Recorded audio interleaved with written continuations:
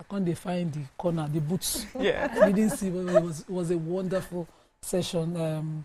I'll talk about it in days to come in breaks. But today is my friend's birthday, Lukman Akinsoya, the founder of Pepsi Foundation. My brother from way back. Our sponsor. Mr. Lukman. Happy birthday. Pepsi, if you are watching, I'm expecting my birthday. I cannot be doing shout out like that. The Parental Summit, I missed it as well. When I decided to register, it was quite late. Everything was fully so I booked. didn't. You have to be getting new chairs. BC is back. We have missed you, we have to say. You guys. So good to have you. Thank you. But you definitely look like you've been off on a holiday. Yes, I was off on a holiday and I missed all the things that were happening. I was following up anyway, but it's good to be back. At some point I got tired because of all the activities. You know, it's not easy carrying back. After a few days, you pack again, you move, you pack again, you move. You know, but it was good. And I don't play with this time of the year because that's the only time I get to spend with my children uninterrupted. No work interruptions. That's when I notice those habits that I've likely missed at home. You're not raising your voice to talk to an adult. Oh, there's disrespect somewhere. I notice all of those, and that's when we work on it. So it's usually my family time. I don't play with it, but it's good to be back. Yeah, welcome back. Thank Good you. to have You look back. amazing. Amaka freshest. What's freshing? You don't collect your fresh gift this year. You don't have that. I'm telling you. This is giving. First of all, your tie, I just love it. You know, I've been noticing what you've been doing with your MJ ties got lately. nothing on you. I love them. I love it. Younger Lagos to the world. So I'm not a football fan like per se, although I'm a Man U fan. But yesterday I watched the Liverpool and Arsenal match. Eating the softest Ishewu goat's meat. So it was melting in my mouth with abacha. Hey, This girl.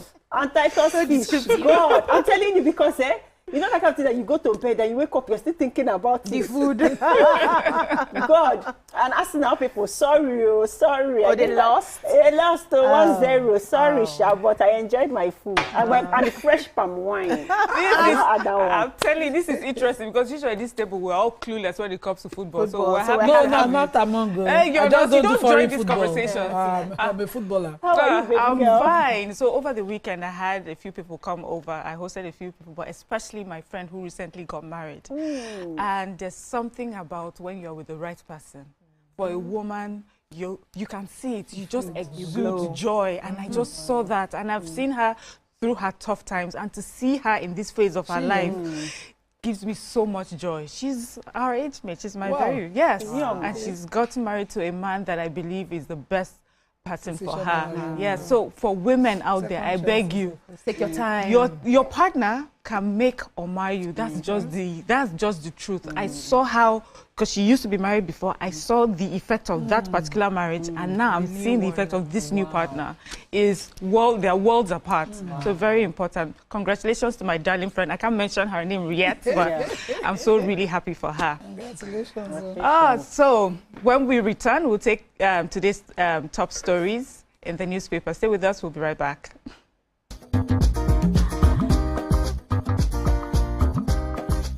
Stay tuned. Your View will be right back.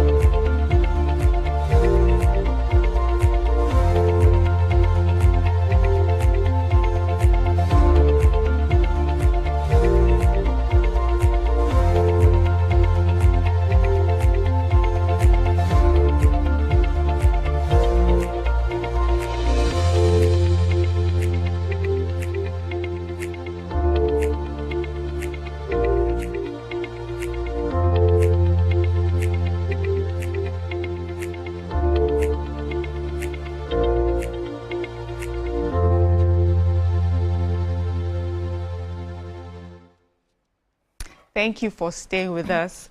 And now the front pages of the papers. We'll start with The Nation. Idris, federal government projects spread fairly among 6 zones. Northwest is a major beneficiary, over 1,000 primary healthcare centers rehabilitated. Health security systems reinforced to combat disease threats. APC sweeps to victory in 20 Rivers councils. Bandits being appeased by government, El-Rufai alleges. Tinubu, Okpebolo, Agbetokun, and others mourn ex-IG arrested. Investors await interim dividends by major banks.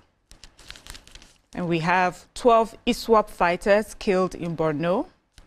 16 die in Zamfara boat accident. And last, Union Bank of Nigeria completes merger with Titan Trust Bank. Okay.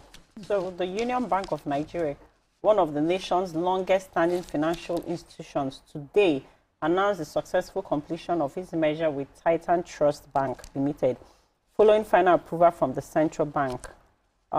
This milestone, according to a statement from the bank's chief brand and marketing officer, Mrs. Aluko, concludes a process that began with the signing of the share sale agreement in 2021.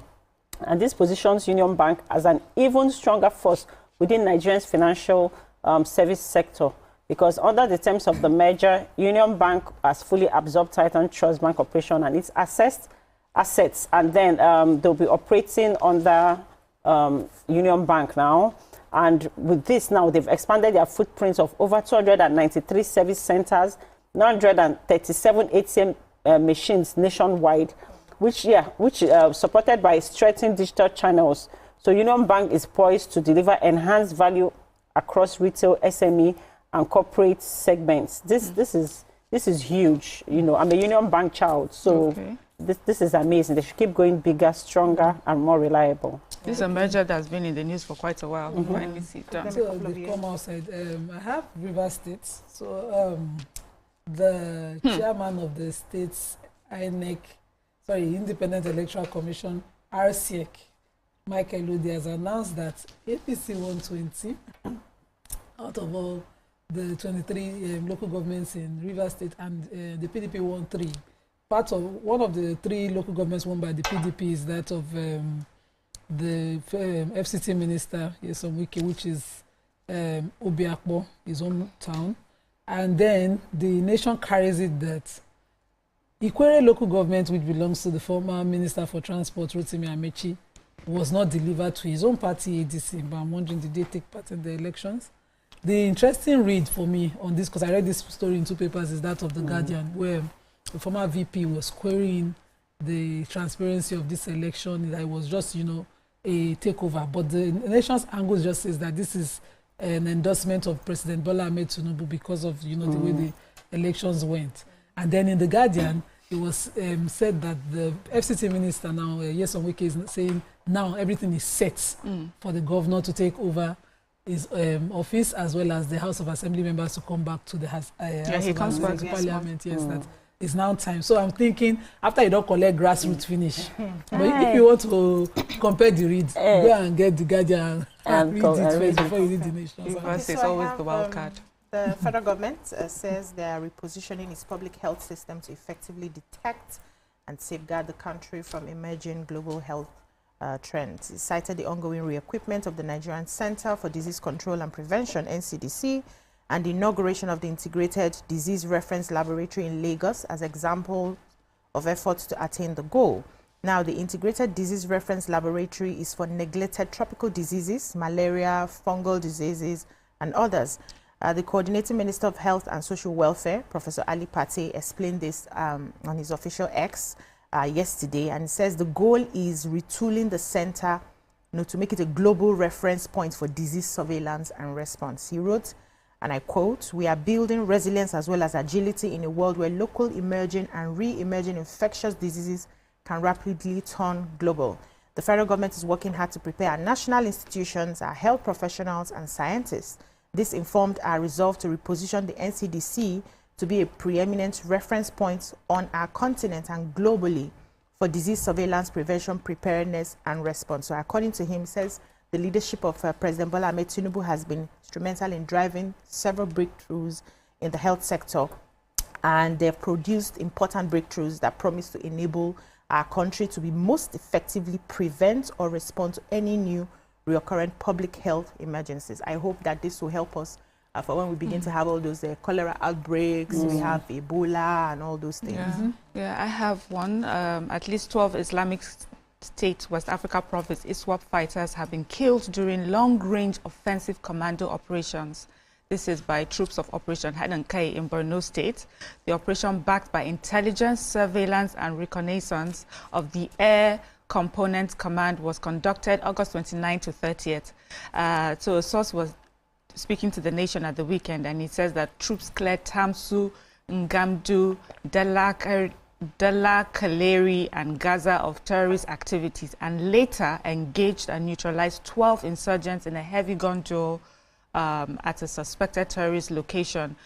Troops recovered rifles, over 8 AK-47 rifle magazines loaded with rounds of ammunition, different drugs, medical supplies that were used by terrorists were all recovered. So this is a success for our war against terrorism. So this is a win for us. Let's go on to the next paper, Punch. So Atiku demands annulment as Wike reasserts control. Who took that story? Then we already taken Union Bank of Nigeria completes merger with Titan Trust. There's a picture story here. Palestinian man evacuating the Al Rimal neighborhood of Gaza City. This is truly a sad picture here. We've got Tinubu police mourn as ex-IG dies at 69. Infractions, federal government threatens to disconnect GenCos from power grid. Wow. Reps deny alleged planned showdown with Speaker. Northwest leads in FEC projects with 5.97 trillion naira. Who has got what? I have the Tinubu and the President Bola Ahmed Tinubu and the Inspector General of Police Kayode Egbetokun and several other governors have, mourned the passing of the former IGP, as well as the immediate past chairman of the Police Service Commission, Solomon Arase, who passed yesterday at the age of 69 in a hospital, private hospital in Abuja. After a brief illness, his passing was announced by his first son, Solomon Arase Jr., who described his father as a man who served the country with distinction, and a lot of, the special advisor to the President on Information and Strategy, Bayo Onanuga, also lent his voice to how Arase laudably served the country. He said he joined the service from 1981 till 2016.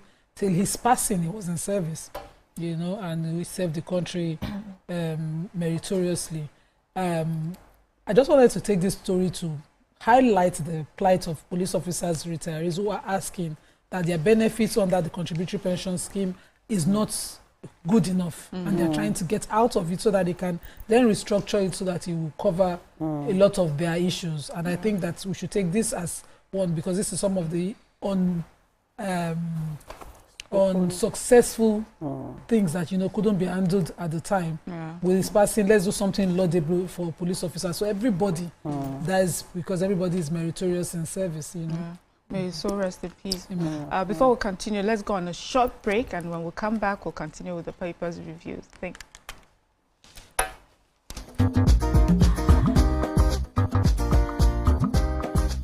Stay tuned. Your View will be right back.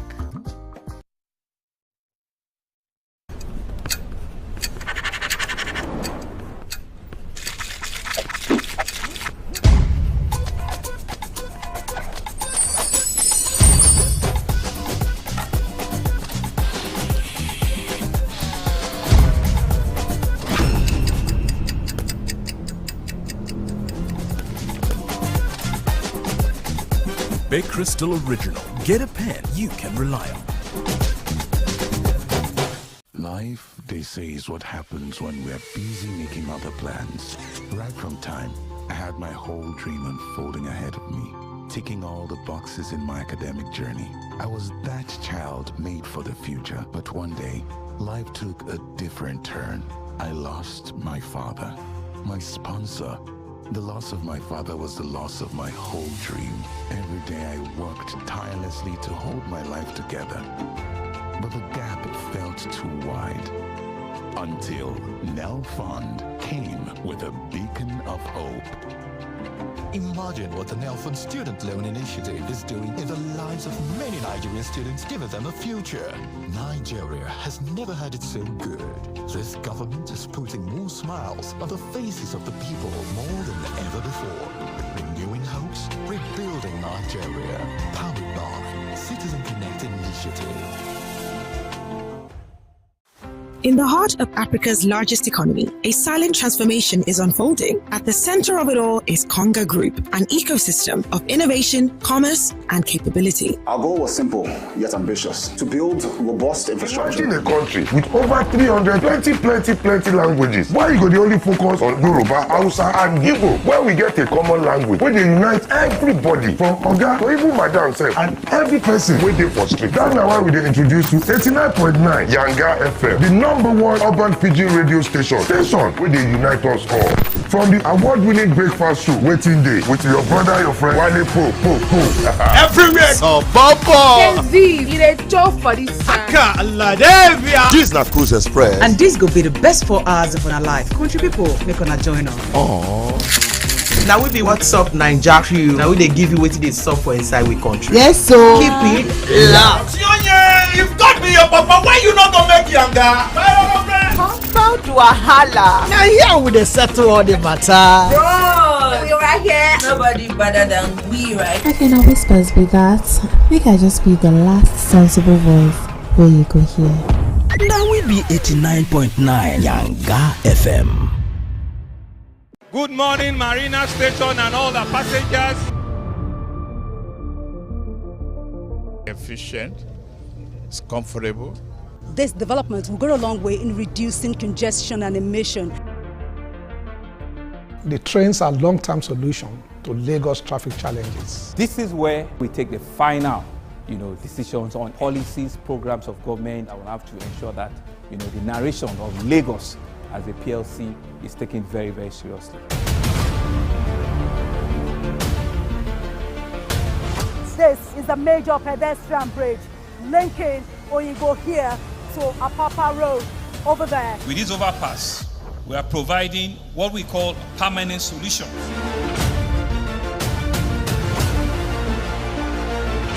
This place is one of the most dangerous areas at the biosecurity environment. This can go into the news and every crimes of your neighborhood. Our goal is to remain as Africa's model megacity, to move our GDP from the 5-6 position to the 3rd position, and we believe is achievable with all the commitments we have. Explore the city of Lagos, where dreams are made and possibilities are endless.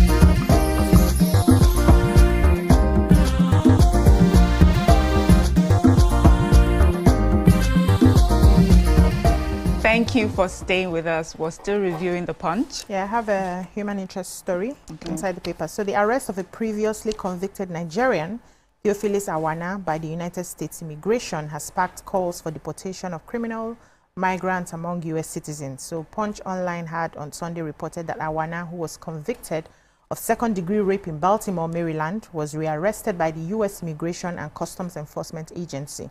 According to Maryland Department of Public Safety and Correctional Services, Awana had been sentenced to 20 years imprisonment in Bel Air and has been under a final order of removal since September 2021. He had, however, remained in the U.S. despite the removal order. So in a statement on Saturday by the Baltimore Field Office of ICE, Awana was rearrested and now faces removal from the USA. So the statement read, and I quote, "Another dangerous criminal illegal alien is in custody thanks to the hard work of ICE at Aero Baltimore officers." Now, Nigerian national Theophilus Awana, who has been convicted of second-degree rape, was arrested August 29. He has a final order of removal and will remain in ICE custody. So they took to social media to express their concerns. Some U.S. citizens are now saying that they have to deport every criminal that is in their country, whether they have given a deportation order or not. They can keep leaving them in the country, and that's what the news is about. Okay. So, baffled by the incessant collapse of the national grid, the federal government, through the Nigerian Electricity Regulatory Commission, has issued an order mandating all electricity generation companies connected to the grid to implement the free governor control across their generating units, warning that non-compliance will attract heavy penalties, including disconnection from the grid. What this is actually is that in power generation, a governor is a control system that regulates the speed or output of a turbine or generator. Its primary function is to maintain a stable speed or frequency. So a free governor control is a mode of operation in power generation where the governor of a turbine or generator is allowed to freely adjust the output in response to changes in grid frequency. So this control mode enables the generator to contribute to grid stability by automatically increasing or decreasing output to match demand and maintain frequency within acceptable limits. So it's been ordered now that they need to activate the FGC, and it has to take effect from 1st of September 2025, and that whoever doesn't adhere to this shall be liable to a penalty of a prorated 10% of the invoice associated with the defaulting generating unit, and any generating unit that records 90 consecutive days of FGC non-compliance shall be disconnected from the grid. Okay, let's go on to the Daily Sun. Major headline: Government empowering bandits. El Rufai accuses Kaduna governor of paying bandits 1 billion naira, claims Tinubu won't win re-election in 2027. Outrage over burning of woman in Niger. Please, who took that story? I didn't hear that. Then we had taken Union Bank of Nigeria, complete merger with Titan Trust Bank. Fresh concerns over sustainability of federal government's new debt strategy. Tinubu fair to all Nigerians, federal government. COP, ADC, LP, PDP knock police over ban on political gathering. And we have ex-Justice Minister attacks Alia's slogan, calls it undemocratic. Yeah, who's got? So I have the human story where they say it is so disheartening. It is still an atmosphere of disquiet in Niger State following the burning alive of a woman in Gaba, Marega, local government of the state, on Saturday for alleged blasphemy. They said, yes, that after 24 hours after the incident happened, and neither the state government nor any religious bodies have made any comment about this bad act. And what had happened was that when the woman was taken to, after the blasphemous comment, the woman was taken to the district head, the palace of district head of Gaba for questioning. And then when she was handed over to security personnel, and when they were coming out of the place, the mob, people, overpowered the security operatives and then lynched the woman and set her ablaze. And they said the lady, she's a Muslim faithful and a popular food seller in the area. And what had happened was that she was having an altercation, exchange of words with a young man who is said to be her nephew. He had proposed to her and said that he wanted to marry her. And so he wanted to marry her. She said no. And then in responding, because he said he wanted to marry her to fulfill the sunnah. Maybe explain to us what the sunnah is. And you marry your auntie? Yes, and then she said that she wasn't interested. And then she made the comment, but in the Muslim, or they said it was in the blasphemous way. And that was why she was lynched and set ablaze. And since this thing happened, they said no religious body has made any comment, nothing. This is so sad, and that life has returned to normal. Why? Is it by force to marry somebody? There's not even sunnah to marry your auntie. So which sunnah? Maybe that's what she said, and that's maybe then. It's truly a sad story. Yeah, if people read like any other story, yes, you would have thought. Any other story here? Yes, I do. Okay. So Nigeria's Minister of Foreign Affairs, Yusuf Tuga, has extended warm congratulations to the Malaysian counterpart, Mohammed Hassan, as Malaysia marks its independence anniversary. This was disclosed in a statement issued yesterday by Kimiebi Ebienfa, spokesperson of the Ministry of Foreign Affairs. So Tuga described the occasion as a symbol of resilience, unity, and determination of the Malaysian people in building a sovereign, prosperous, and harmonious nation. The message underscores the spirit of international solidarity and continued diplomatic ties between Nigeria and Malaysia. So according to Suga, he said Nigeria joins Malaysia in celebrating this historic milestone, which reflects a shared aspiration for peace, progress, and mutual respect among nations. Nigeria and Malaysia enjoy long-standing and friendship or friendly relations underpinned by operations in trade, education, investment, and multilateral engagement. He says both countries also continue to work closely within the Commonwealth, the non-aligned movements, the Organization Islamic Cooperation, D&8, the United Nations, Advancing Global Peace, Sustainable Development, and South-South cooperation. As says, on this joyous occasion, Nigeria reaffirms its commitment to further deepening bilateral ties with Malaysia, exploring new areas of collaboration, of friendship and partnership between the two countries, to get us to prosperity. Congratulations to them on their celebration of the anniversary. Yes, I'm struggling to understand this story that it took. So, the fresh concerns over sustainability of the federal government's new debt strategy. New debt strategy, that's the medium-term debt management strategy, has expanded our debt space, borrowing space, to the tune of about 60%, according to what I am understanding. They struggle, I don't know mass, so I'm struggling. Should we bring out our calculators? So the Debt Management Office has recently unveiled its revised framework for 2024 to 2027, recalibrating targets to reflect weaker macroeconomics conditions and a sharper, higher debt stock. And let me just quote the people that know book. The president of the Chartered Institute of Stockbrokers, Olurokpo Dada, was speaking recently at a workshop, Capital Formation in Nigeria, Empowering Industry, Institutions, and Markets to Drive a 1 trillion economy. This 1 trillion economy with the president, this administration is looking at to achieve by 2030. They call it an ambitious one, but they said it is only possible.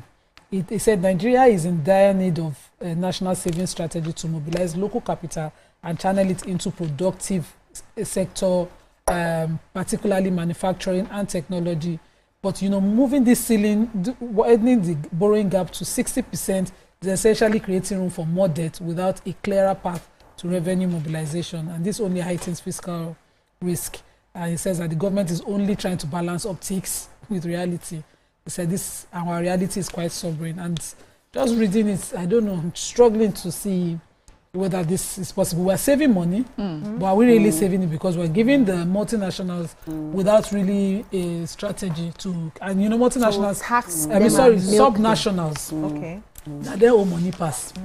All the state governors, they're owing too, not be only us. So all our debts from the IMF loans, the World Bank loans, all of this. And they cancel those debts. Let me quickly read the major headline here is, that's Nigerian Tribune, one of the Nigerian Tribune right now, and the major headline here is no region playing second fiddle, none ignored. This is the federal government. This is alleges distortion of facts, figures, says verifiable data shows Northwest as biggest beneficiary of projects, list project locations and costs. We have still the story of the mourning of the passing of the ex-IGP, Arese. Then here we have 4.8 billion naira railway earnings threatened as Abuja, Kaduna, Warri, Itakpe halt train services. Minister rules out sabotage in Abuja, Kaduna derailment. We have, it is not right for Obi Amechi to promise to serve one term. This is El Rufai. Says, I don't think anyone believes them. ADC hasn't taken position, and Tinubu can win on first ballot. We also have Union Bank completes merger with Titan Trust Bank. We've taken that. Why is it risky? Why it is risky for PDP to field Jonathan or Obi? This is according to Keyamo. So who's got this no region playing second fiddle? Yes, I do. So the federal government has dismissed claims of lopsided development under President Bola Ahmed Tinubu, insisting that his administration has been guided by fairness, justice, and equity in the distribution of projects, appointments, and opportunities across Nigeria's 6 geopolitical zones. So the Minister of Information and National Orientation, Alhaji Mohammed Idris, in a statement this weekend, stated that the contrary to insinuations and misinformation, the administration had shown uncommon commitment to inclusivity and balanced national development since assuming office. According to him, he said the government's flagship infrastructure projects reflect an even spread across board. While the Lagos-Calabar Coastal Highway traverses the southern corridor, the Sokoto-Badagry Superhighway cuts across the north. He says the sense of balance runs through all the major infrastructure projects being implemented today. They said there are also massive interventions where, they didn't have roads, bridges, rail across the country. So they just said they had secured 150 billion and 100 billion for light rail projects in Kano and Kaduna, while the metro line projects in Lagos and Ogun, is also ongoing. Okay. Thank you. That's all we can take on the front page review. Please stay with us. We'll be right back.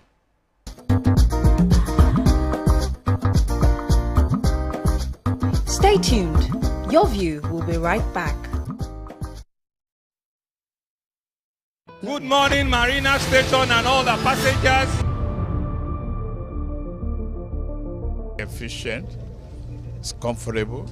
This development will go a long way in reducing congestion and emission. The trains are a long-term solution to Lagos traffic challenges. This is where we take the final, decisions on policies, programs of government that will have to ensure that, the narration of Lagos as a PLC is taken very, very seriously. This is a major pedestrian bridge linking Oyinbo here to Apapa Road over there. With this overpass, we are providing what we call a permanent solution.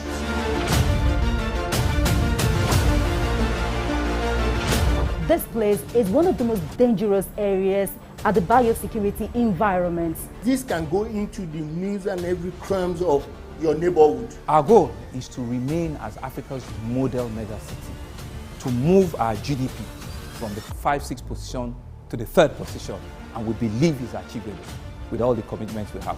Explore the city of Lagos, where dreams are made and possibilities are endless.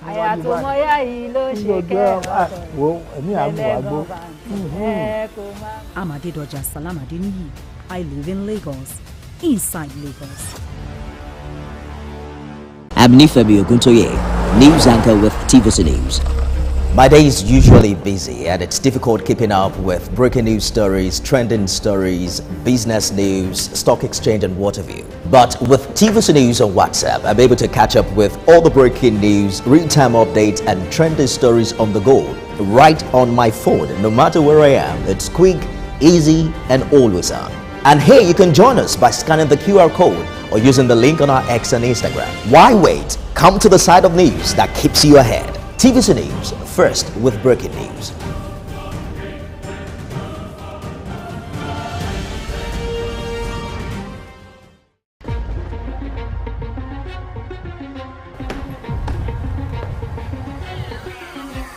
This is not just a round table. This is the Black Table.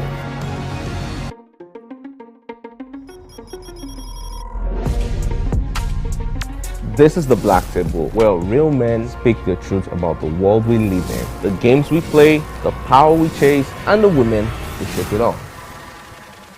Unfiltered. There's this entitlement to choice. Unapologetic. There's something in sociology that said even crime has an advantage in the society. Unafraid. In my practice, I found that sometimes the woman is saying honey, but you are hearing monkey. Sports, politics, culture, women, and what it means to be a man in today's world. No scripts, no safe zones, just grown conversations. So pull up a chair if you're built for it. This is the Black Table.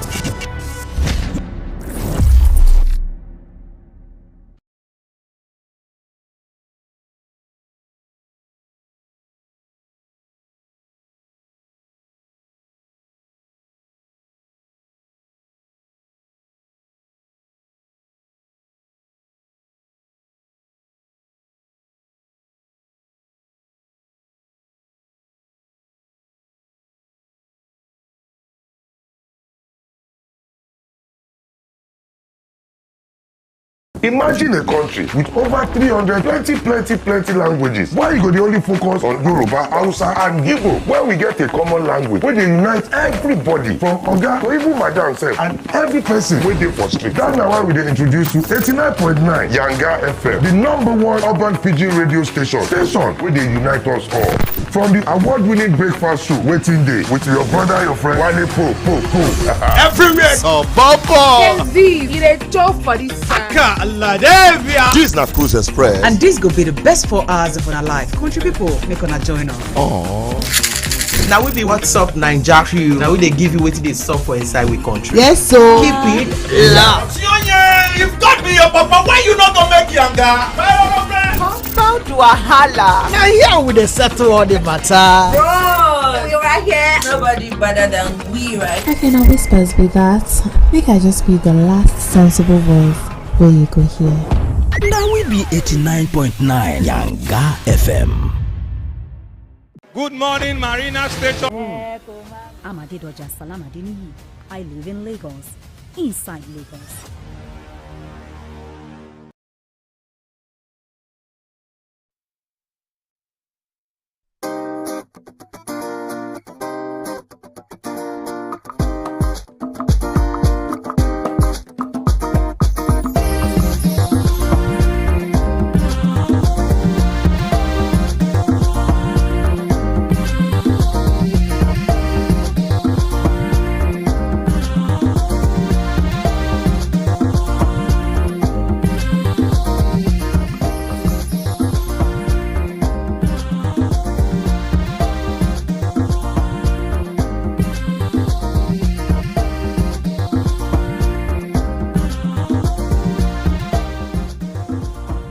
Thank you for staying with us. Well, as we know, today is the 1st of September, and in September is back to school preparation. It starts, but that's why we have this hot topic from Anambra State. The Anambra State government recently banned the practice of pupils doing assignments directly inside textbooks. According to the state's Commissioner for Education, this move is to encourage children to think critically, practice more on exercise books, and reuse textbooks by siblings or other students. The policy is aimed at reducing parents' financial burden, as textbooks can be passed down rather than discarded after one child's use. However, some parents and teachers feel this policy may backfire. They argue that writing directly in textbooks often helps children retain information and prevents misplacing notes. Others see it as micromanagement, questioning whether the state should be interfering in classroom practices at this level. Is this forward-thinking educational reform or just another bureaucratic decision with little input from parents and teachers? What are your thoughts? Would like you to join the conversation and call us on 020163 52013 or 09139076948. And you can tweet to us at TVC Connect using the hashtag YourViewTVC. Ladies and gentlemen, Nigerian parents, I think this is the conversation for us right now. Yeah. September, schools are resuming, and for me, let me give you an example of for my children's school right now, because they are both in the same school right now. We don't buy textbooks; we rent it from the school, and then after the year is done, we return it. If you have destroyed anything, misplaced anything, there's a fee for each book, and that you have to pay back. So this story actually shocked me that you had to buy fresh set of textbooks every year, whether they're in good condition or not. Please tell us what your experience has been. Okay, so me, I'm shocked. I'm even shocked that this is possible, because this would have been, this is teaching the children a lot of other values. Number one, how to handle things that don't belong to you, to be publicly accountable to another person, aside your parents. And so those are some of the values. You expect a proper educational facility or institution establishment to be thinking about other things beyond business. But not so in the general public, all of them are business people and they're trying to make money. So I have been buying books for 2 children every year. Wow.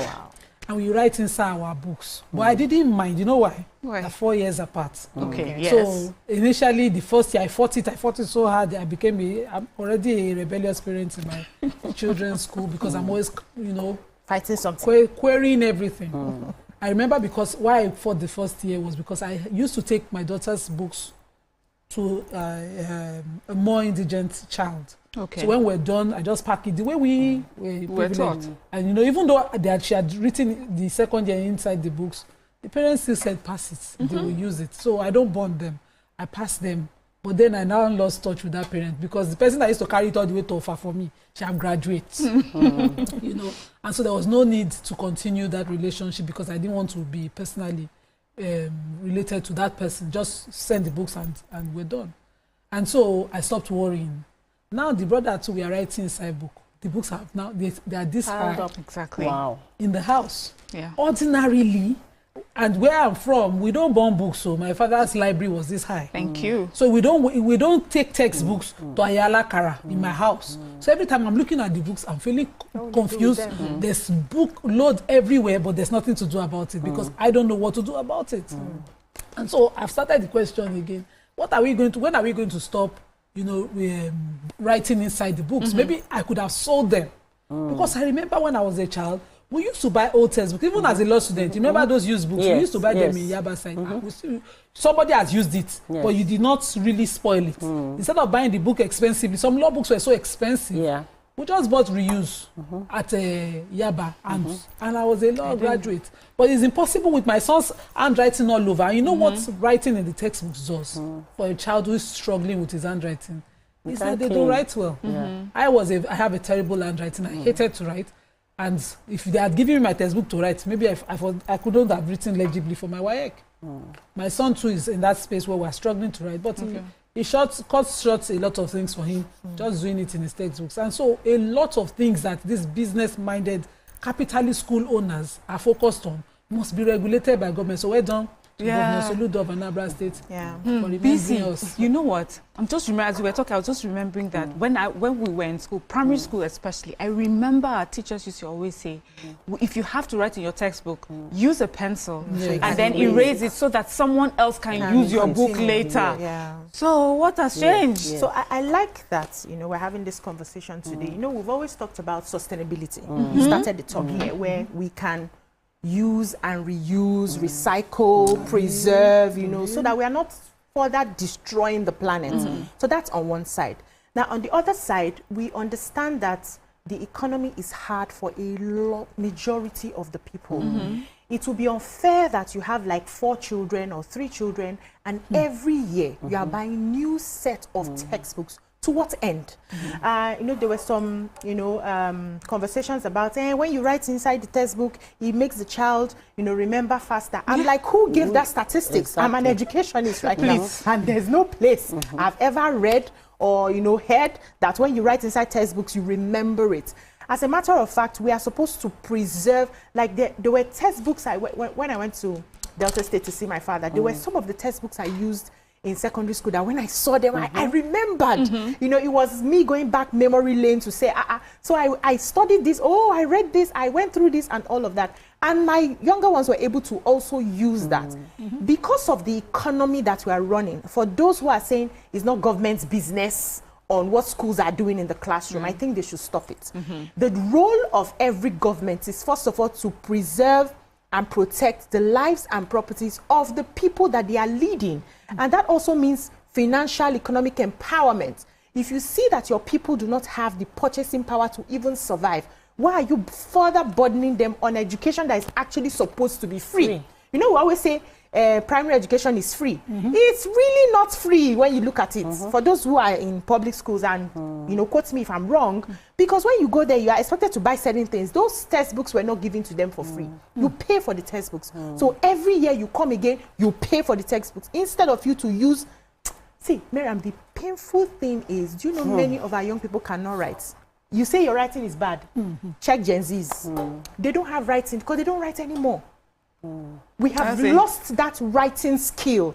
And if we can use our notebooks, copy the notes, we learn the writing skills. See, no matter where you go, that writing will always come in handy at any time. So this is a welcome development. I think every other state should look into what is obtainable. Like my own children's school now, just the same way your kids do theirs. You rent the school books, at the end of the term you return. If you misplace anyone, then you have to pay for it. They can do things like that going forward, please. Amaka. You know, Anambra State. Yes, started this I'm from Anambra State, proud Onitsha woman. Yeah. I know we like book right from time, the Onitsha people. So it's easy to always call out government, this government, that the economy is bad, government. It is a man doing to their fellow man. When we know the economy is hard, we're supposed to be helping one another to manage ourselves, know how we can survive this economy. Yet we refuse. Everybody wants to put straw and suck the next person, suck everybody, you know. And then every day we are blaming government. I remember growing up, it was nice, like this beginning of the school year, where you bring the newspapers or clear the book. There's this calendar. Yes. To wrap your textbooks. You remember? Yes. To wrap your textbooks.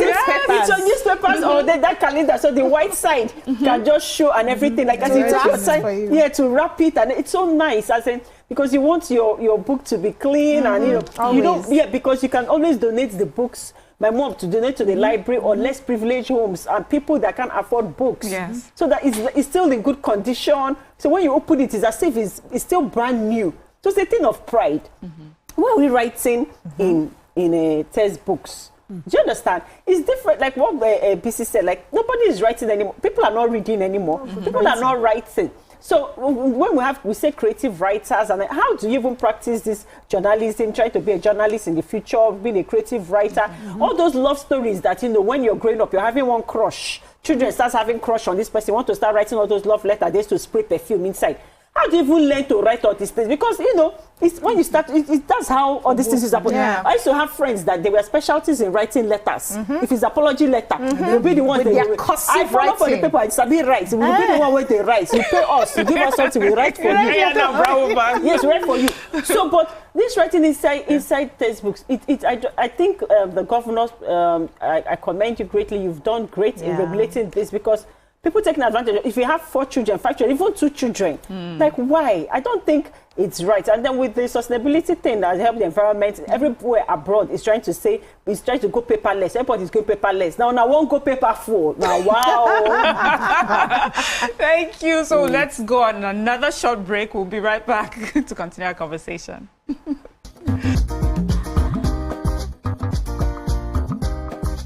Stay tuned. Your View will be right back.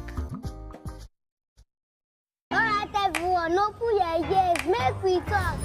Shout my teeth fresh now, but you know, I beg no be so. Ever heard of Colgate, the #1 oral care brand in the world? For 0 cavities and long-lasting fresh breath. Mom, it's your time to brush. Mama and Papa buy up, use up and shine your smile. No more cover mouth.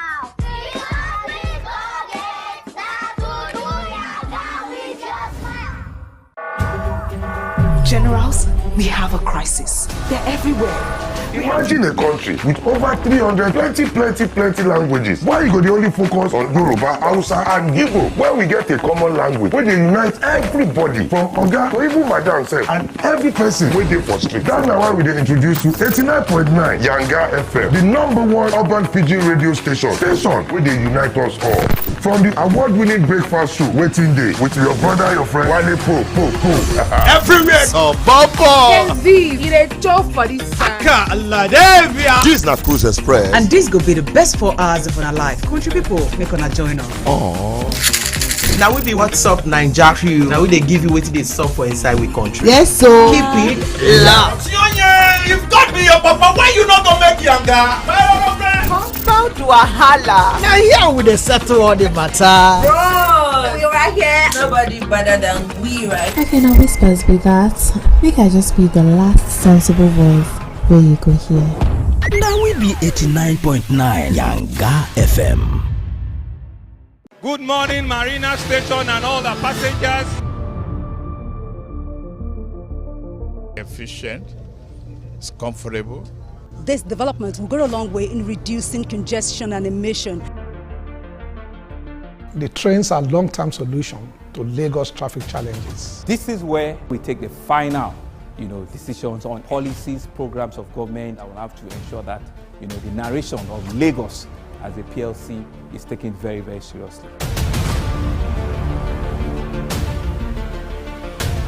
This is a major pedestrian bridge linking Oyinbo here to Apapa Road over there. With this overpass, we are providing what we call a permanent solution.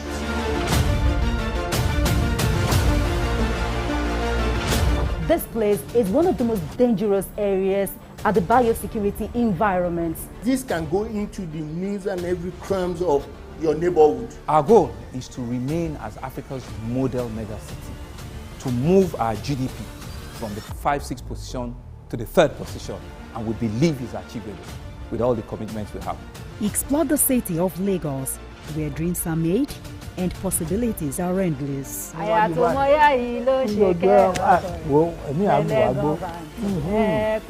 Amadedoja Salamadini. I live in Lagos, inside Lagos.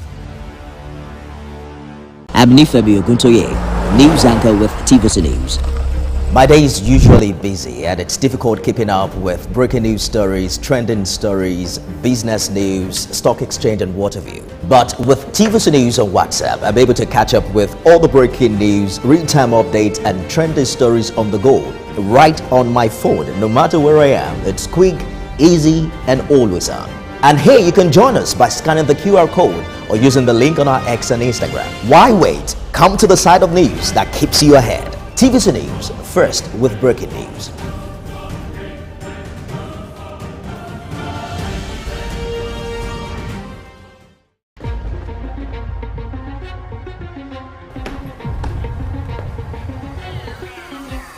This is not just the round table. This is the black table.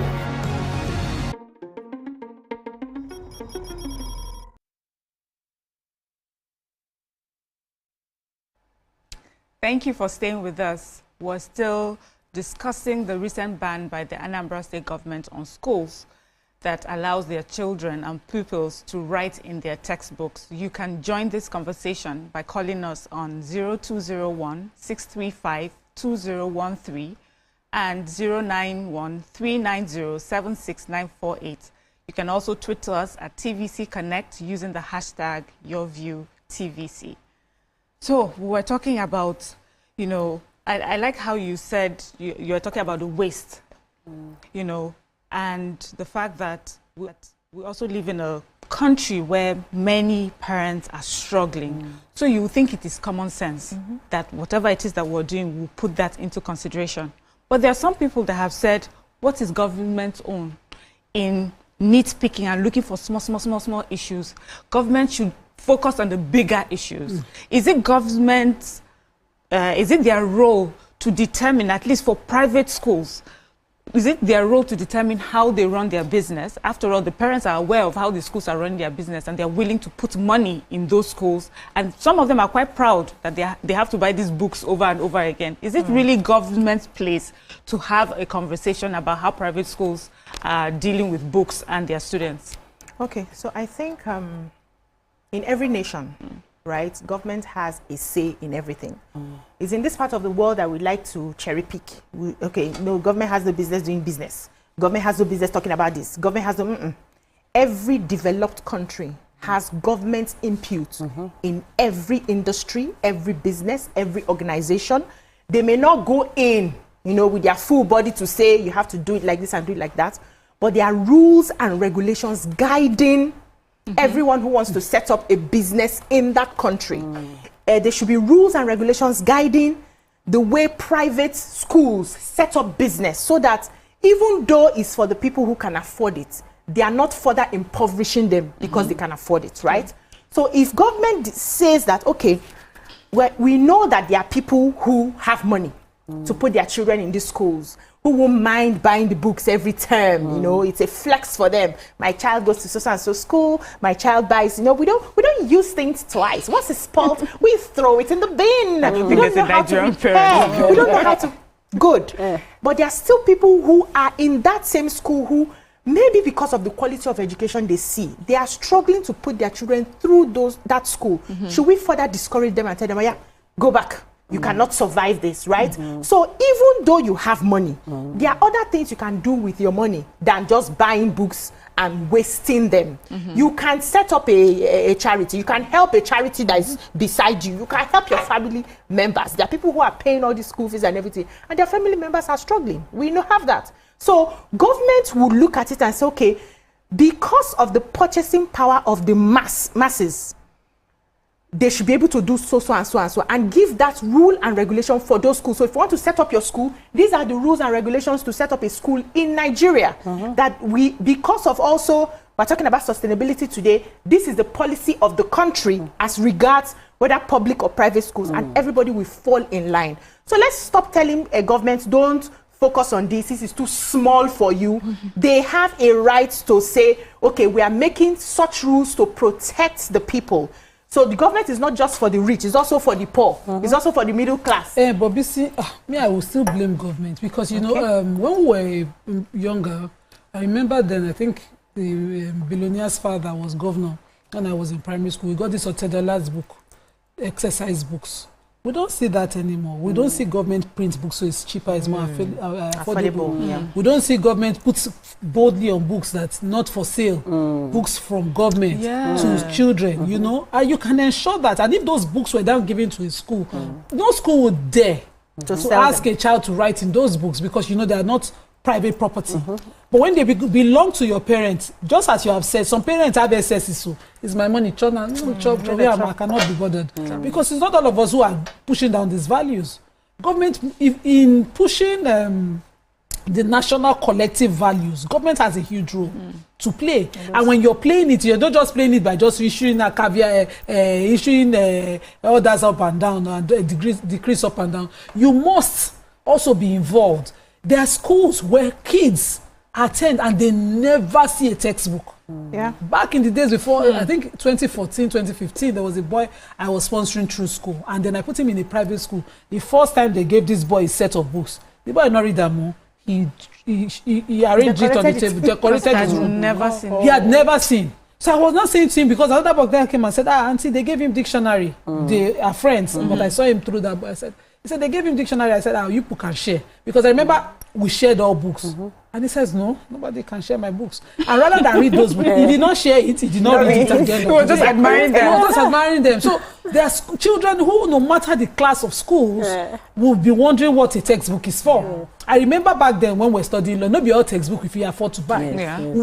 I was constantly in the library borrowing books. There were days that we had to photocopy pages that, you know, related to topics that we didn't understand, to go home and sleep over them and see whether we are doing better the next day. So there are different ways government must know. That's why there should be a think tank sitting together and coming together. If you now compel a private school and the private school cannot see 40% of government quota in textbooks in their library.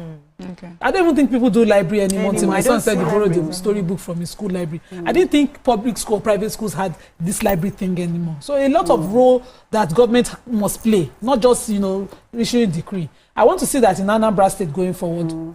There are books in public libraries and all of that. Sorry, Amaka, before you join, we will be cutting off to join a live broadcast of monthly media chats with the FCT Minister Nyesom Wike. Viewers can continue watching your view by scanning the QR code showing on the screen right now. Yes, Amaka, please. No comment. So I wanted to say, like, so I agree with what Nima has said, like that, you know, it's okay for government to want to regulate certain things, but then how involved are they in bridging the gap, even when they want to regulate those things, right? Because now this private schools now have the opportunity to now have printing press business where they are now, even to the notebooks, to everything, they are the printing what should be used by the schools and by the students, right? It doesn't make sense. And then please, let me confirm what you're saying. Because when we were in school, we used to go to bookshops. The schools will give us a list of books. We'll go to bookshops and we'll buy them off the bookshops. What are you saying now that the schools print their own books? Yes, they print the textbooks. There's some, let me break it down. They do in our school. So there's a there will be education fairs, we will not be available to attend. Usually they give us, they say some education fairs, which parent has the time. So the school will not say that they've selected the books that they think are relevant to their teaching methods so they buy those in the school. So they will tell us they are buying in bulk to save us costs. Okay. There was an argument in PT where one parent said, I don't put something, and I don't go reach arrangement behind. And people, you know, so there's nothing really clear about it. It's just as a matter of yes. So yes, and then you find situations like that where the schools are constantly making, even if it's 1 naira on top of everything, they're trying to make you feel that they are saving you. They are saving costs, but they are not really saving costs. And you find out that the good truth is that when something is regulated and everybody knows about it, like the way now in Anambra State, everybody now is going to know that this is not acceptable. Everybody knows. Find that nobody is able to extort another person. Like when I was in uni, for example, it's not something I'm proud of, but I did it, and my parents knew I did it, but somehow they just let me get away with it. When they give me a list of books, I used to collect money for books for first semester and second semester, the same exact books. I'll present it. I can remember when I was going to law school, see, from year 1 to 50, a final year, I did it. I'm not proud of it, but so the funny thing is that my father, later that he told me that I must think that he did not go to school, he does not have common sense. And then when I was not going to law school, they gave me a list of, the books and everything, they're expensive, everything. And so I wrote all my list, my books, I wrote all my suits and everything, and I presented to my father. My father just gave me and I told him this for the first, law school, now they break it now. And I said for this one, then the same thing for this one. He sat me down. He gave me money. And I said, but this money cannot be enough. He said, okay, is it possible for me to just give you this one, this semester? Please then when you go for your law, whatever, and you come back, we'll give you this one. I said, I said, all the money for all these books, for this one and this one, all these suits, everything, I must go with it. My father said, but I trained you for first age 50. I knew you were scamming me. We gave you all the money. Still now, you still want to scam me this law school. I said, I'm not going anywhere. You must give me all this money. My father just said, see, I carry and go. So, but in situations that most parents don't know, like my parents, that they knew, it's easy for people or their kids to extort them. You understand where I'm coming from? Okay, but some people will say, is it really extortion? See, running a private school is quite expensive. And usually, going back to the parents to ask, we need money for this, we need money for that, they are finding creative ways to raise money. So they are paying these teachers that teach your children. They are making sure that your this pool in your school, the swimming pool is being tended the school to. Gets the field is being... Wait now, it's the private schools that we're talking about. So all these things that parents like, they are just trying to find creative ways to raise funds. So they are not constantly coming to you to ask you for money. I feel like we should look at it that way. I think anything that is not disclosed is a fraud. Simple and short. So if we are buying the books 20 naira from the writer, because we've not even talked on intellectual property of textbook writers. If you are buying the books from the writer for 20 naira, tell us it's 20 naira. Don't do 19 naira arrangement and come and tell us it's 20 naira for school to take 1 naira. Because that's where trust comes. No, that's true. You assume that all parents are lawyers and other businesswomen. Nobody is an educationist. You don't know the person that was at the educational fair that came to tell us it was 18 naira. That are teachers who are also parents. So you see where parents feel safe in how PTA and school affairs are the synergy between PTA and school affairs. You see that there will be no rebellion. Most days in PTA meeting, we will know they go again. We go and shatter the tables. Yes, because once we know, my daughter's school, they will give us a book list. And they'll give us the one for the school. Yes. And they'll give you the option. Even my son's school, they'll give you the option, go to the market and get it. But you're supposed to have reached that negotiation discount for me because you attended the book fair. And then I go to the market, I see the books. And then I come to school and you go and be higher. So it shouldn't be. There's nothing wrong with marking up prices, right? It's business. These are private schools. Let's separate it from public schools where we expect that they get government support, right? These are private schools and there's no government support. So they try to run the school as a business as much as they can. There's nothing wrong in getting the book 19 naira and putting 1 naira to sell to the students. What is wrong is that you insist that every year, every child will come with fresh books. That's what the problem. Because if I have 3 children and you've marked up 1 naira, which is not supposed to be my business, the assurance I have is that these books, I will keep them well so that the next child will use it and another child will use it. So if we can have that arrangement, how much you put on the book. We understand his business. Yeah. Thank you. We've got a call. Hassan from Lekki. Hassan. Everybody. Good morning, sir. Good morning, Hassan. I'm BC. You're welcome back. Thank you, sir. Please, my question goes to you. Okay. Are you BC or live BC on live chat? Olabisi where? On live chat. Yes. YouTube. Oh, okay. Where is the chat? Sorry, Mr. Hassan, does this have to do with the... Thank you. Does this have to do with the topic? Oh, I don't even okay. understand the question. Please, BC, you were speaking. Yes, so I was saying that we don't have a problem with how you want to do your business, as long as we believe that you're not... See, if you put 2K, 3K is not so much. We understand how businesses go, right? You also want to make something for the school. That's okay. But your insistence that every year, every term, or every session, depending on how they change the books, every child must come with fresh books. Because I understand that even, while I was a teacher, there were some students who were in the classrooms who would not even be able to buy the books. You think their parents are doing okay, but they are struggling to just make sure this is the sort of education I want for my child, however it is. Yeah. So they are managing. They are parents who, those big school fees that you see, they don't pay it once. They spread it. There are schools that give them that allowance to spread it. They spend 3 times, 6 times, till the end of the year. They have those parents in those schools. And now you insist that, because you have brought your child to this school, every year you must change this book. That's where the problem is. So give us the books. We know that, okay, I have 3 children, I have 6 children, you have 7 children. We will find a way to make sure that at least every child has the textbook. 1, 2, make sure that children are writing. It's a major problem. I feel so bad when I ask young people to write for me and I don't understand what they are writing.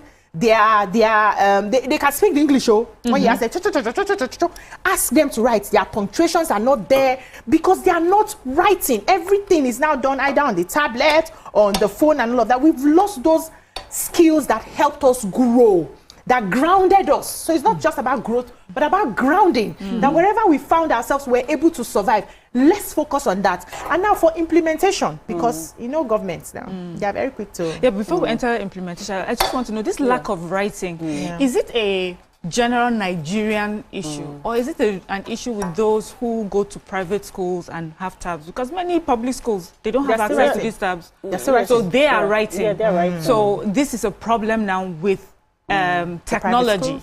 So, but some of the private schools that don't even allow tab are the ones who are discussing. Making the kids, instead of answering your question, if for instance you're giving a sentence to do lexis and lexis, and then you put just to fill in the gap, but you've done it in the textbook. You can't really write. Okay, so they're not writing. They're taking answers or shading. To take time, and even give kids the interest in books again.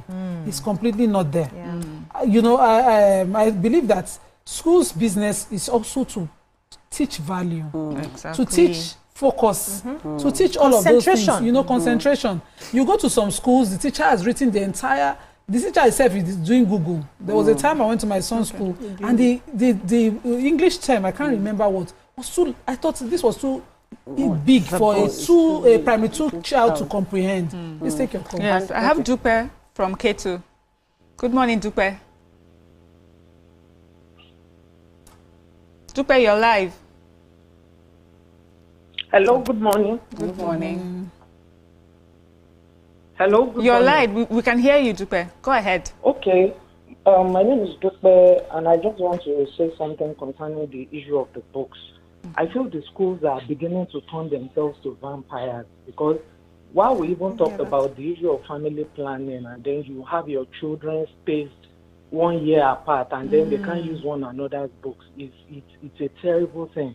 I remember my children's school, even when I fought them that I was going to make sure the younger one uses the older one's books, they victimized my child, and it was my husband that had to say, well, let's just use them, let's just buy it. I think it's unfair. What is the big deal? And then these children cannot even write it the way they should be writing. It is so wrong. They just jot points in books. They can't think very well because you just make them follow the sentences in the books. Meanwhile, this constant writing in exercise book, transferring from textbooks to exercise books help their cognitive ability. Yes, it does. The schools should just stop it. It is wickedness, and we are doing this to ourselves. In as much as it's a business, there should be consideration. School fees are increased all the time, and then ridiculous prices for textbooks. It is so wrong. And I'm glad that the government is beginning to wake up to their responsibilities. Thank you. Yeah, Thank you, Dupe, for that. So that this leads me to what I wanted to say in terms of also training kids to have compassion, to be kind, to share. I remember in primary school where like with my neighbor, like when we sit together, if nobody kills anybody for not having textbooks or not being able to afford textbooks, we used to share. You know that if your neighbor doesn't have, automatically you want to share with somebody that doesn't have, and even if both of us have and someone behind doesn't have, it's easy for me to give my textbooks to the people and then share with the other person, and then we're sharing, then you're being considerate of, oh, is this person done? Then you wait, and it's teaching you life skills and compassion and kindness. They're not the teacher. They roll off the boards now. For slow writers in class, it's like they're punishing. And then they just roll off the entire thing, expect them to cope with it. You know, and then then also, sorry, as in like where, then what happens to situations where then that when they want to punish in school, they tell you that you should write one full apology. I am sorry. I do that to my children. I'm sorry, you go right. What happens to all those things? Because by the time you don't write, I am sorry, I won't be able to again. You go enter your brain. Thank you, Amaka. That punishment still happens in my house. But let's go on a quick break. We'll be right back.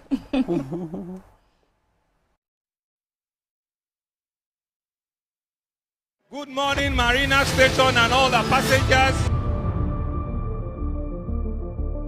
Efficient, it's comfortable. This development will go a long way in reducing congestion and emission. The trains are long-term solution to Lagos traffic challenges. This is where we take the final, decisions on policies, programs of government. I will have to ensure that, the narration of Lagos as a PLC is taken very, very seriously. This is a major pedestrian bridge linking Oyingo here to Apapa Road over there. With this overpass, we are providing what we call a permanent solution.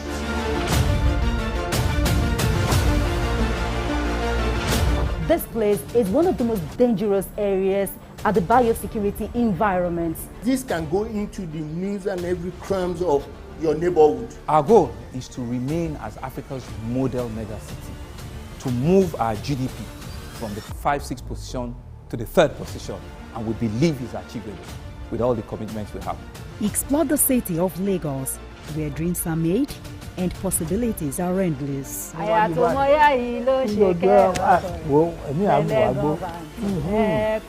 Amadedoja Salamadini, I live in Lagos, inside Lagos. I'm Nifemi Oguntoye, news anchor with TVC News. My day is usually busy and it's difficult keeping up with breaking news stories, trending stories, business news, stock exchange and what have you. But with TVC News on WhatsApp, I'm able to catch up with all the breaking news, real-time updates and trending stories on the go, right on my phone, no matter where I am. It's quick, easy and always on. And here you can join us by scanning the QR code or using the link on our X and Instagram. Why wait? Come to the side of news that keeps you ahead. TVC News, first with breaking news.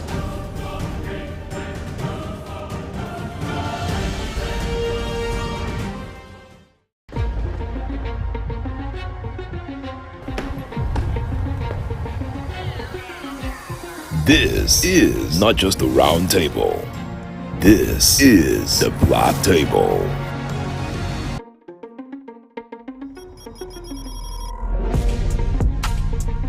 This is the Black Table, where real men speak the truth about the world we live in, the games we play, the power we chase, and the women who shake it off.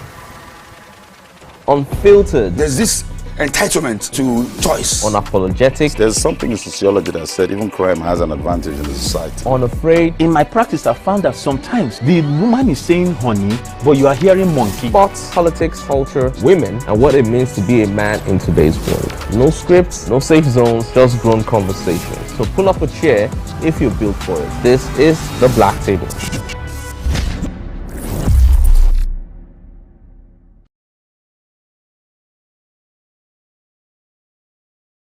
Imagine a country with over 300 plenty languages. Why you go the only focus on Yoruba, Hausa and Igbo when we get a common language where they unite everybody from Oga to even Madam sef and every person wey dey for street. That's now why we dey introduce you 89.9 Yanga FM, the #1 urban pidgin radio station wey dey unite us all. From the award-winning breakfast show Wetin Dey with your brother, your friend Wale Po. Everywhere. So Bobo. For this This is not Cruise Express. and this go be the best 4 hours of our life. Country people, make una join us. Now we be what's up Naija crew. Now we dey give you wetin dey sup for inside we country. Yes, so Keep it loud. If God be your papa, why you not gonna make Yanga? Compound wahala. Now here we dey settle all the matter. Bro, we right here. Nobody better than we, right? Okay, now whispers be that. Make I just be the last sensible voice where you go hear. Now we be 89.9 Yanga FM. Good morning, Marina Station and all the passengers. Efficient, it's comfortable. This development will go a long way in reducing congestion and emission. The trains are long-term solution to Lagos traffic challenges. This is where we take the final, decisions on policies, programs of government. I will have to ensure that, the narration of Lagos as a PLC is taken very, very seriously. This is a major pedestrian bridge linking Oyingo here to Apapa Road over there. With this overpass, we are providing what we call a permanent solution.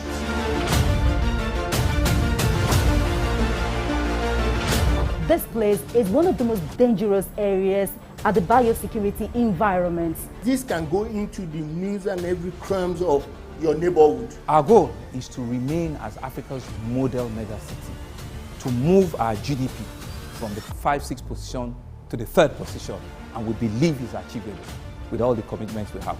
Explore the city of Lagos, where dreams.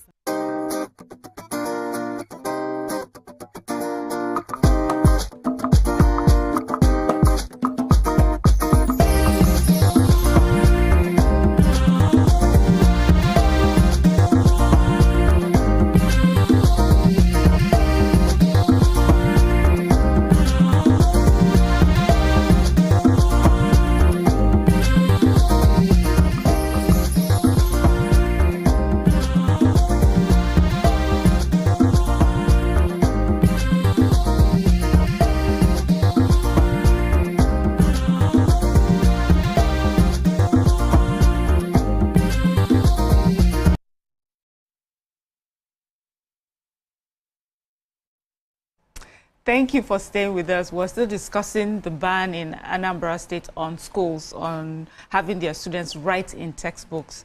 When about to go into the implementation of this ban, because you know how it is, sometimes it sounds very good on paper, the government has banned, and then nothing really changes. How do you think this can be implemented and that it makes an impact? So for me, I believe that for you to run a school, a private school, you must follow or have met certain requirements to be given a license to run the school, right? As an educationist, am I right? Yeah. So I just believe that in the situation where government has put up a new policy that affects the people and you don't follow through, that license can be suspended, revoked from you. So I think maybe they should give them a time frame for this new policy to take effect, and then they'll tell every school has the union, student union or the parents union, where they can now find out if actually this policy is being implemented, not even through the school now, but via the parents being involved, because now parents of Anambra State have heard this. It's now their duty to bring it to the notice of the government if this is not being followed through, for the government to be able to do something. That's the only way. Yeah, so I hope that before this ban, that there was like a stakeholders meeting. Probably the government may have heard some reports that did not all go well. Many parents would have been complaining that every time we're having to change books and all of that. Did they have a stakeholders meeting where they brought all the people involved, the proprietors, the proprietresses, the parents, you know, the government officials, the body that is in charge of giving the relevant licenses, to have a full-blown conversation so that the schools are aware that this is coming. That should have been the first step, but I don't know if they did it before the ban. Also, in matters like this, do you think you even need to bring anybody out? Some people will say it's just common sense that the government has noticed something that will definitely affect everyone. Do you need to bring all stakeholders to have this meeting, to have the conversation on Yes, I think it's for a country that is moving forward where every voice is heard. I think it's important that people have that round table conversation so that you know where they are coming. You know, sometimes we're very quick to just give punishment without presenting. You know, there's something they say, where there's no law, there's no sin. You have never come out to say that this was wrong in the first place, and people flew with it and worked with it for many years. All of a sudden, you want to just yank it off without having an explanation. It's not done that way. So the right thing should have been that they had a roundtable conversation where they said, okay, this is what we're going to do going forward.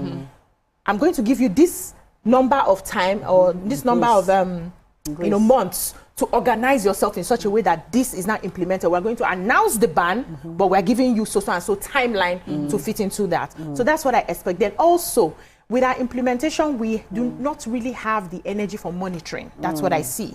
So sometimes we make the ban, and then the officials who are supposed to be monitoring don't monitor properly.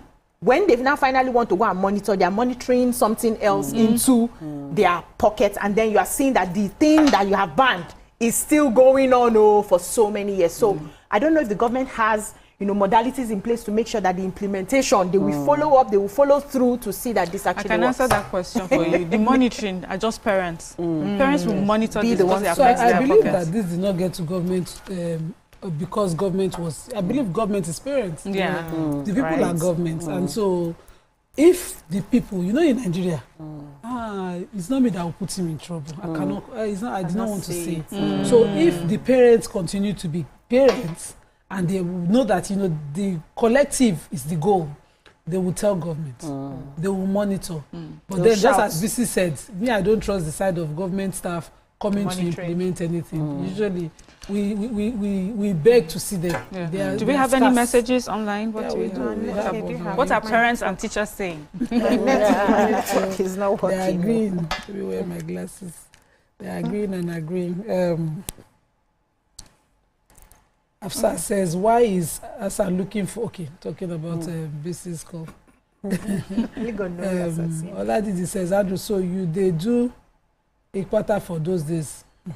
Let me quick, Samuel Azu says, the worst part is when publishers keep publishing new and revised edition every now and then. And schools insisting on use of the latest edition. This has to be put on that check, yes. But that's intellectual property, and I think they should eat from what their intellect is producing. So, Moses says, unfortunately, parents are in competition with each other. It has transferred to the children. It's a communicable disease. Andrew says, the one I wrote in secondary school, I will never disobey a housemaster again. Written 1,000 times. Please, by the time I finish, my hand, they pain me. I've got Aleri on the line.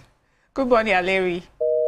Oh, so sorry. Yetunde Ajenifuja says, some private schools' bill is as high as almost 300,000 for textbook and school supplies. Some of the textbooks for students getting into SS1, and they won't be given to your child till the session ends. I think that one too. Parents should do the policing for school, because why will I pay for a textbook and my child doesn't receive it? There was one they said I didn't send receipts. I said you would not know a lot of people you were receiving. Yetunde also says this is different from paying for textbooks. School supplies include stationaries like school notebooks, erasers, calculators, and teaching technical drawing sets. You want to take a conference on this? No. So we pay for exam materials and writing materials. It not includes pencil. Pencil, eraser. Then because when I go shopping, I have one younger brother from my neighborhood whose business is in books. So we're always stopping over with the kids. So I then buy textbooks, I buy pencils, I buy erasers. My kids see it. They come home every day for a new pencil every day, but they're paying back. That's what I used to do to my mom. Every day they pick a new pencil. I went to school. One day I said to them, I said, go to your school admin, ask for for writing pencils. materials because it's in the school bill and we notice it. I didn't notice that one. Please tell me, go and check it. How much do they collect? They remove. 20K You know, something. well, they do it now in my school because writing materials. books, Quranic books, they don't write inside. Now dear God bless us. Yes, and they are usually not changed. They go from, you can be in primary 1, use the same book to you in primary 5. I don't want to be calling names of those textbooks because of technicalities, but you use the same one till you graduate. So they will now put it every year in the required books. And I now ask the school, why are we buying this book? It's the same book. And this one's for the same book. Why are we buying the books? Me, they check to save money. And any money we can save, we save. Yes, parents, we need to learn to read the fine lines. Okay, so we're still discussing students and getting back to school in September. And we got this story as well, which caught our interest. And this says in states like Imo, Ondo, Benue, and Ebonyi, government have banned lavish graduation parties for nursery, primary, and junior secondary students. Officials argue that these celebrations have become unnecessarily extravagant, financially burdensome for parents, and socially distracting. They insist that graduation at such early stages of education is unnecessary, encouraging misplaced priorities and materialism among young learners. On the other hand, many parents argue that, graduation parties are a harmless way of celebrating children's milestones, boosting their confidence and encouraging them to take school seriously. To them, banning such ceremonies is an overreach into family and social life. The controversy here now is between enforcing moderation and respecting freedom of expression. Should government, we're asking again, decide how families celebrate their children's achievements or how schools decide to celebrate their students' achievements? Or should parents just be left to choose what works for them? They choose the school, how it works for them. Remember, you can still join this conversation by calling us on 0201-635-2013 or 091-390-76948. You can tweet us at TVC Connect using the hashtag YourViewOnTVC. I feel like we've discussed this topic in various ways. Every time we see a video of prom, we come here screaming and shouting, you know.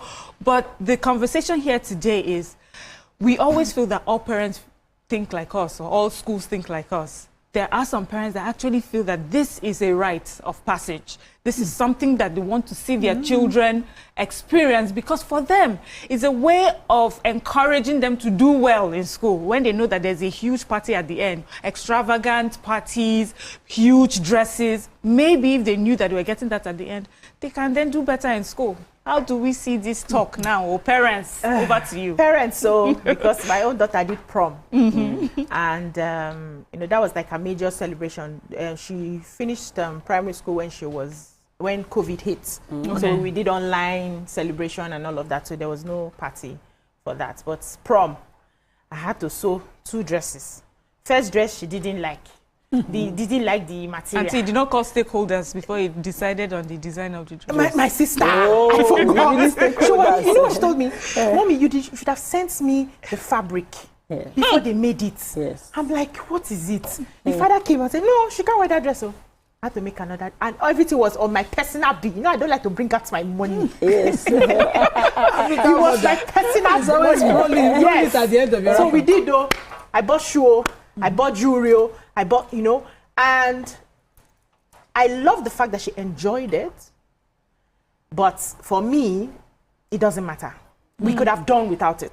I could have celebrated her at home, cooked a good meal for her, baked her a cake, we could have hung out with friends, I could have done what I could do. But at that time, I had to do it because every other person was doing prom, and she came out in flying colors. It was me encouraging her. But I know the way I was feeling the pinch in the resources, many parents will be feeling, but they cannot complain. They will ask you, no, but you go put your pikin for that kind of school. You saw other schools, now you chose, so you have to go through it. Government needs to come in and regulate. We're not saying don't celebrate your child. Celebrate your child at home. Schools, there are many countries I've seen that have gone so far ahead that all these things are regulated. It's not because they don't have money in those countries. They have very rich people in those countries, but they know that when it comes to how we want to help our young people, there are certain things that must be done generally. When you go home, go and do a party, cover your whole street to celebrate your child for graduating nursery 1 to nursery 2. Not a problem. Nobody will stop you. But the general, it has to be regulated because there are many people whose voices cannot be heard, who are struggling underneath. They cannot say anything. We're supposed to speak for them. So you make it in such a way that everybody it makes it equal. We seem to be equal. Of course, but everybody will not be equal. That's not how God made the world, right? But there's a similitude of equality that just helps everybody thrive in a certain way. Government can step in and do that. Go and celebrate your child at home. All those who are graduating from nursery 1 to nursery 2, we do big party, should stop. It's not necessary. It's not helping anything. Then you hear the children bragging. My father came with so-and-so car. Are they picking you up with a limousine? Are they doing this? Are they doing that? I'm like, wow. I didn't even know these conversations existed at that age. Yes, that is scary. Very Nima, scary. please, before you speak, let's go on a quick break. We'll be right back. Please stay with us.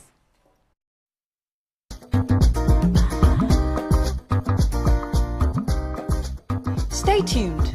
Your view will be Good morning, Marina Station and all the passengers. Efficient, it's comfortable.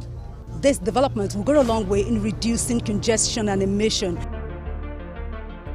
The trains are long-term solution to Lagos traffic challenges. This is where we take the final, decisions on policies, programs of government. I will have to ensure that, the narration of Lagos as a PLC is taken very, very seriously. This is a major pedestrian bridge linking Oyingo here to Apapa Road over there. With this overpass, we are providing what we call permanent solutions.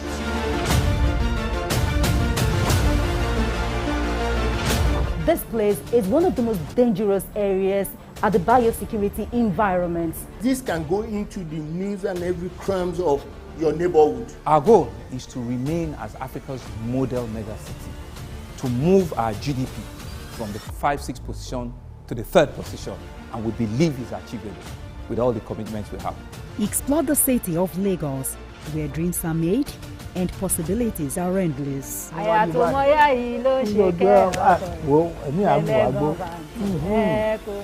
Adedoja Salamadini. I live in Lagos, inside Lagos. I'm Nifemi Oguntoye, news anchor with TVC News. My day is usually busy and it's difficult keeping up with breaking news stories, trending stories, business news, stock exchange and what have you. But with TVC News on WhatsApp, I'm able to catch up with all the breaking news, real-time updates and trending stories on the go, right on my phone, no matter where I am. It's quick, easy and always on.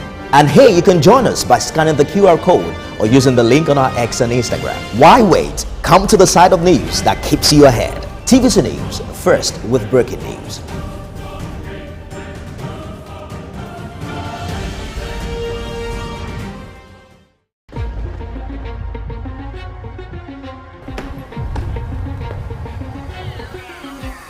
This is not just a round table. This is the Black Table.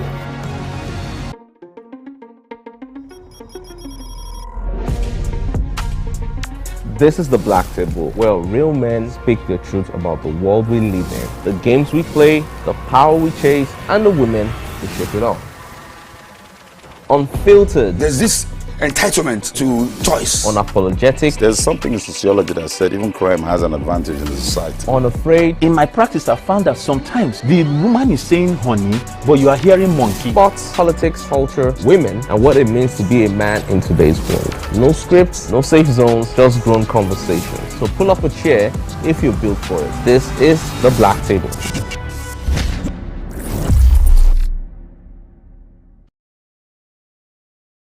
Imagine a country with over 300 plenty languages. Why you go the only focus on Yoruba, Hausa and Igbo? Where we get a common language where they unite everybody from Oga to even Madam self and every person wey dey for street. That's why we dey introduce you 89.9 Yanga FM, the #1 urban pidgin radio station where they unite us all.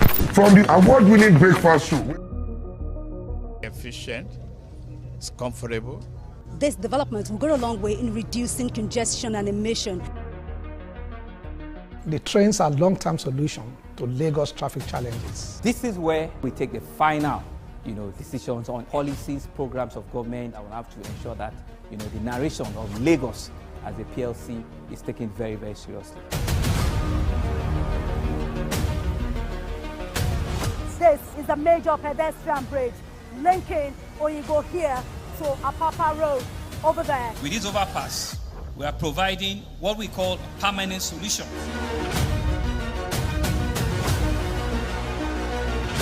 This place is one of the most dangerous areas at the biosecurity environment. This can go into the news and every crimes of your neighborhood. Our goal is to remain as Africa's model megacity, to move our GDP from the 5-6 position to the 3rd position, and we believe it's achievable with all the commitments we have. Explore the city of Lagos, where dreams are made and possibilities are endless.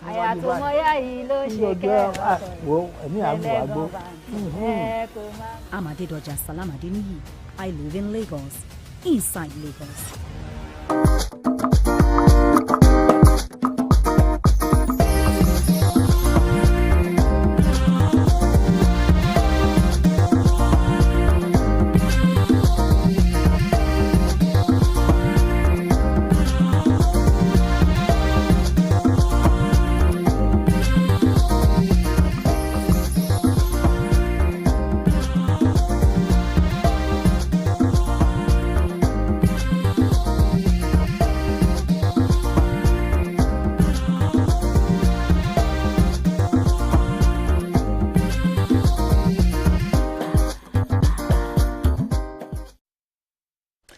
Thank you for staying with us. We're still discussing end of year parties when your child graduates from nursery school or graduates from primary school to the next class. Should they be throwing these big extravagant parties that we see? You can join us on 020-1635-2013 or 0913907698 and tweet to us at TVC Connect using the hashtag #YourView on TVC. Okay, so I wanted to say that, the entire purpose of graduation parties being inspiration to the younger ones and motivating the children to continue has been defeated completely in most schools. Now show off and reward to parents who are the big sponsors in schools. You no longer do it with the awareness of each child's strength. It's also demotivates children because, they might call a particular color of clothes. And once poor child is feeling, peer pressure because the parents cannot meet up, children are now being pressured into looking a certain way because our children, whether we like it or they're not us. I don't value any graduation party. I did not do my convocation. My matriculation self, I came in the evening to snap pictures. I did not send those events. I did not see the sense of it at the time to come home and put that burden on my parents. But my mom said she would have really loved to cook and carry her friends, and I didn't send that. And I don't think that schools now do it with the right intentions anymore, because the right intention will mean that every child does not live there, and the schools are too busy leave no child making behind. Money to do that. We have a caller, Doyin from Ikeja. Good morning, Doyin. Oyin. Good morning. Good morning, Oyin. Okay. My contribution is this. I think we've lost the reason why this graduation thing and this prompting have been created. Because it has since become something else. But the video I saw sometimes back on social media where there was a car that was bringing each graduate, like secondary school, it was dropping them. They had this very lovely ball gown students, like SS3. The result is not even out. You don't know if you failed or something. You don't know if you've done very well.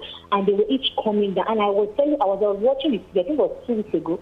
I had it in my mind that there are some students that would not come for this event because their parents cannot afford it. They'll be overwhelmed somewhere and they feel like, okay, no, I can't meet up. And that's the same, and it's a wrong mentality for this age and time.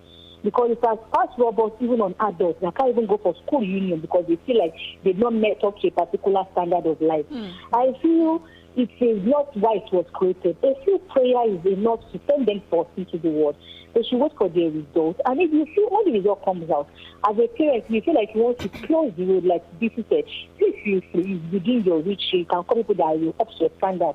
But now, even teachers should feel a kind of way when you see. I thought they look like adults. You could almost be. I was afraid for them. Let nobody now take advantage of these kids. For me, they were kids. They were too dressed up.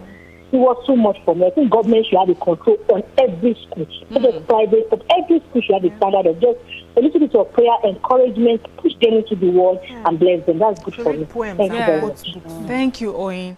And you know, we need to also emphasize the fact that we're also talking about graduation from nursery to primary. So these are 4-year-olds, 5-year-olds that are expected to dress in suits and ball dresses.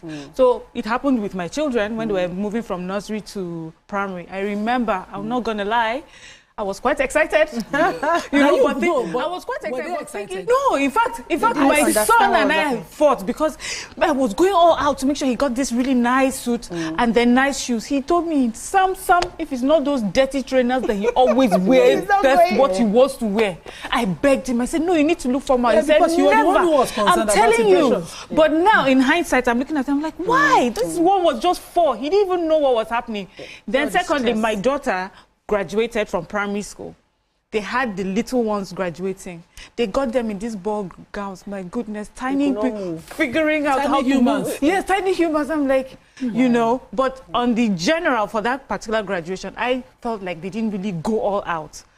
And my husband always reminds me, because I tend to lose my mind when it's time for graduation. He's like, don't let them use you, sis. It's just primary school. It's just secondary school. So you have someone that reminds you, or else you follow the crowd, because we're all just so excited. The thing with mothers is supposed to know that the kids are tired. I remember that when my daughter was a year, she was 2, and they were doing one school end of year party. We were supposed to dress our traditional. I cut my lattice wrapper to the scarf to 2 wrapper for her, wear blouse, everything. They saw how she was dressed and they programmed something for her. You know that when it was time, my picking sleep. Of course. This was that they were shaking. I carry my teeth tight for her. I have a call from the UK, Femi. Good morning, Femi. Hi, good morning. How are you guys doing? Well, thank you. Yeah, it's the first time I'm calling, and I'm really thank you. I'm really interested in what you guys are talking about this morning, and to be sincere, because growing up, I understood for you to be, whatever you do at school, for you to actually achieve something, your parents encourages you that, okay, maybe when you do this, I will get you a bicycle, I will get you this, you get a new shoe. You understand? But people wasting money on frivolities like this is actually getting out of hand. What is in nursery school, a child that is still meant to be milking, you're spending hundreds of thousands of naira, where there are better things to do with the money. And the same people are the ones complaining, shouting about the economy. So I think we need to get our priorities right as parents. And the government doing the right thing, like you guys said, it would be good for the government to come in now and take control of this, because at the end of the day, this is what is happening to the children, to the parents that lost their focus. Now they are transferring that to their children. Like our parents did when we were growing, they lost their focus. That's why our generation is struggling at the moment. So what's the point wasting so much money? If the government can do something, let them come in, ban all these people, schools, encourage your children to do better by giving them a better task. Challenge them to do something great with their lives. Not them planning to be Miss whatever at the end of the year. Thank you, guys. Thank you. So that Miss whatever is also okay. So I totally agree, like with what he said and what the government have done in this situation. Do you understand? Because it shouldn't be something that is put on parents that you must do and you must be part of. It should be that, oh, I want to celebrate my child's milestone. I do it at home. I grew up in a home where My parents love to throw parties. They throw parties for my parents show the best parties. They throw parties for Africa. People, it's like it's your thing.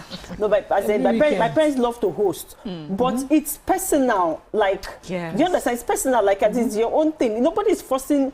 Nobody's forcing parents to spend money on whatever.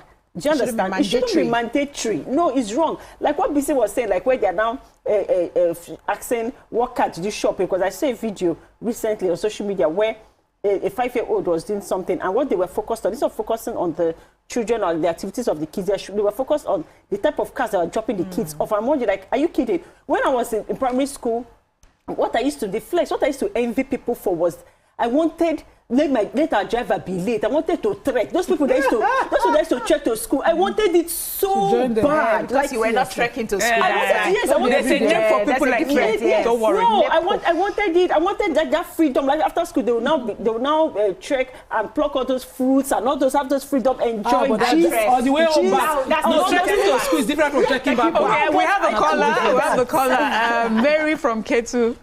Good morning, Mary. Want to trek. Mary, on your live, Mary. Good morning. Good morning. Good morning. Hello, good morning. We can hear you, Mary. Please go on. All right. I want to say good morning to you all, ladies of your view. Good morning. All right. I want to say good morning to you, ladies of your view. Good morning. And I want to lend my voice on the previous matter you discussed about textbook. Can I still go ahead? Please do. Please do. Go ahead, Mary. Okay. First of all, I want to say that the government themselves should keep in mind that the vacuum they created was what the private schools are trying to fill. Okay. All right. She's listening to you. Now, we didn't just get here in a day. It started gradually. Before now, as we are entering into a new session, you begin to see government textbook, government giving socks, notebooks, and they are going to write something like "not for sale" on those textbooks. But nowadays, you see that NGOs, private individuals, charity organizations, and some foundations are those that go into public schools to give books. We no longer have governments performing their own responsibility. He who must come to the equity table must come with clean hands.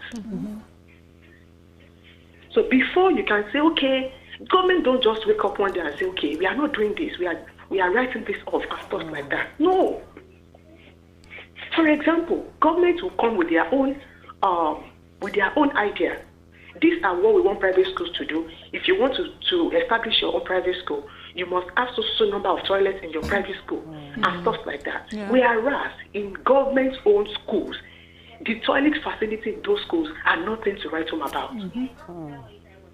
So when they begin to give their own directives to, like I said, it is the error, it is the vacuum that they have created that these private schools are trying to fix. They are trying to fill. Yeah. Thank you so much, Mary. Textbook. Thank you, Mary. Yeah. Amaka was talking. Yes, Amaka. Yes. So no, I was just talking about like the fact that kids should also be allowed to want certain things, and what is now being put in the heads of so many children, we're losing values, is now Nigerian everything luxury, misplace the luxury statements and what luxury should be and values for what you've never worked for, or why are you showcasing a 5-year-old and a G-Wag? Like, was it focus on the am I making sense? Even if you're trying to celebrate a milestone, you focus on the child and the activities and what they've done, not the car, not the amount of money that was spent on the bunker that they can't even walk inside. So it's misplaced priorities. Their children want to be free, to want to even trek and walk on the road and not look at it as a poverty mindset that they are trekking. Yeah. I wanted to trek so much. I said, please, can you allow me? I know that. No. You know, like how parents will just feel like, oh, because of security reasons or whatever. But really, what is wrong if the school is not for trekking to school and coming back? Like, people should be allowed to experience life, because even abroad. You see, it's like my daughter. Anytime we have an issue of fetch water, If you see how excited my daughter is, they run go river. We fetch water. You go fetch water, you go see water. I don't want to fetch water. But she doesn't understand. Mommy, please. Okay, she went to my friend's house and said, we don't have water. And they said we should go and fetch water. I said, you carry bucket. She said, yes, sir. And so I've gone 10 times. I said, I help you. I cannot drinking Gary.